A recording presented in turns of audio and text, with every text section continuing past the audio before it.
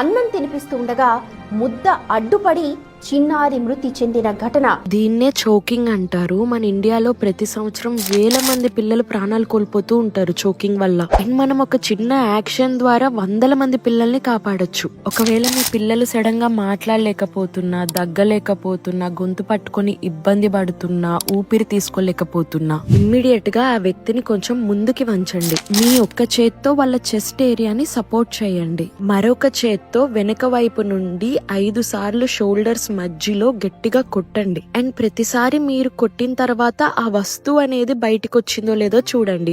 అది ఫుడ్ అవ్వచ్చు, కాయిన్ అవ్వచ్చు, చిన్న పల్లి కూడా అవ్వచ్చు. అండ్ తల మీద గానీ మెడ మీద గానీ ఎక్కడ కూడా తగలకుండా చూసుకోండి. జస్ట్ వెనక వైపు షోల్డర్స్ మధ్యలో మాత్రమే కొట్టాలి. అప్పటికీ ఆ వస్తువు రాకపోతే వెనక నుండి నిలబడి కడుపు భాగాన్ని లోపలికి పైకి బలంగా నొక్కండి. మీ చేతులు చేసే ఈ చిన్న సహాయం ఒక చిన్న ప్రాణాన్ని కాపాడుతుంది. మీకు ఇంటర్నెట్ ఉంది కాబట్టి ఈ విషయాలు, ఈ ఫస్ట్ ఎయిడ్ గురించి తెలుస్తున్నాయి. కానీ ఇలాంటివి స్కూళ్ళల్లోనే చెప్పడం వల్ల ఇంటర్నెట్ యాక్సెస్ లేని పల్లెటూర్లు, ట్రైబల్ ఏరియాస్ లో కూడా ఇవన్నీ అర్థమవుతాయి. అండ్ ఏదో ఒక రోజు ఆ మార్పు రావాలని కోరుకుందాం. Take care, by.